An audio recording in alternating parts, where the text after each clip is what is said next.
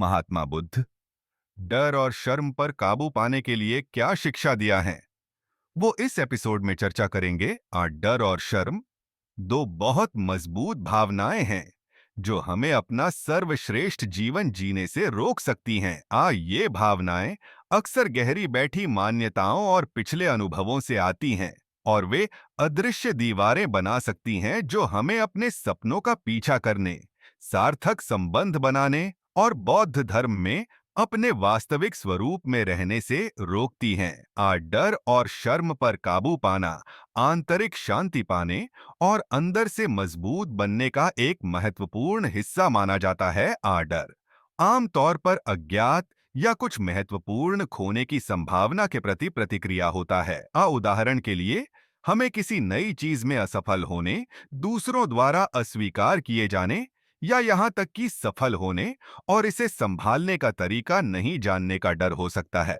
यह डर हमें अटकाए रख आलोचना या अस्वीकार किया जा सकता है। यह भावना इतनी मजबूत हो सकती है कि यह हमें जीवन में वास्तव में जो हम चाहते हैं उसके पीछे जाने से रोकती है। डर और शर्म दोनों ही पंगु बना सकते हैं, जिसका अर्थ है कि वे हमें अटका हुआ और आगे बढ़ने में असमर्थ महसूस करा सकते हैं।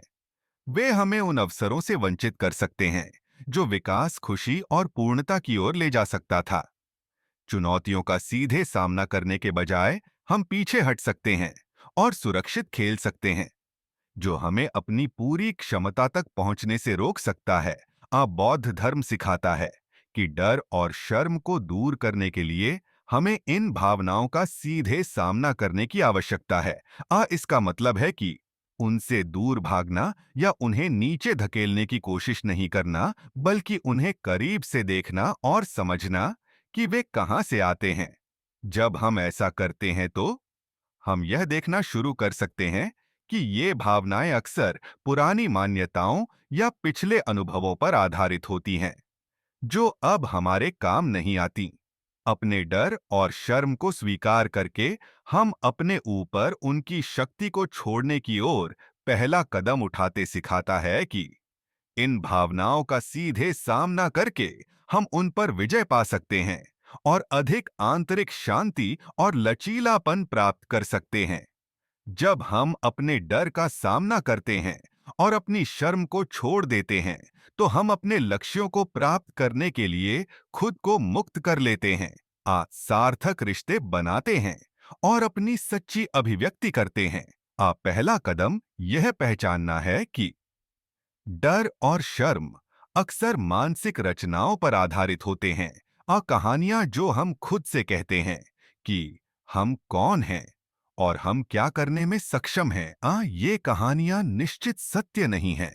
इन पर सवाल उठाया जा सकता है, चुनौती दी जा सकती है और अंततः इन्हें बदला जा सकता है। इस प्रक्रिया में माइंडफुलनेस एक शक्तिशाली उपकरण है। माइंडफुलनेस का अभ्यास करके आप अपने डर और शर्म की भावनाओं को उनसे अभिभूत हुए बिना देख सकते हैं। यह अलग ओबी अवलोकन आपको इन भावनाओं को देखने की अनुमति देता है कि वे क्या हैं, अस्थायी और अक्सर कथित खतरों के प्रति अतिरंजित प्रतिक्रियाएं। जब आप महसूस करते हैं कि डर और शर्म इन भावनाओं के साथ जुड़ी नकारात्मक ऊर्जा इनसे आगे बढ़ना आसान बनाती है। महात्मा बुद्ध ने कहा कि जो व्यक्ति बुद्धिमानी से जीवन जीता है उसे मृत्यु से भी नहीं डरना चाहिए। यह उद्धरण हमें याद दिलाता है कि जब हम अपने सच्चे मूल्यों और उद्देश्य के अनुरूप जीवन जीते हैं, तो डरने की कोई बात नहीं होती और शर्म महसूस करने का कोई कारण नहीं होता।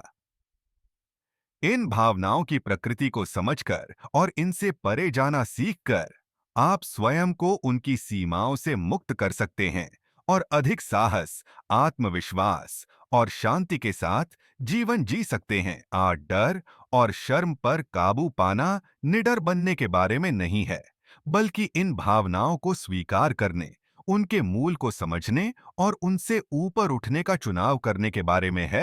यह अपनी शक्ति को पुनः प्राप्त करने और इन भावनाओं को आपके कार्यों को निर्देशित करने या आपके आत्मसम्मान की भावना को कम करने की अनुमति नहीं देने के बारे में है। ऐसा करके आप जीवन की चुनौतियों का सामना कर सकते हैं। आप जीवन की चुनौतियों का सामना लचीले और खुले दिल से कर सकते हैं। डर और शर्म के बोझ से मुक्त होकर हर किसी को एक अथक शिक्षक में बदल दें। आज बस इतना ही।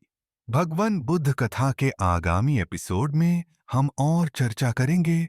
और तब तक के लिए धन्यवाद।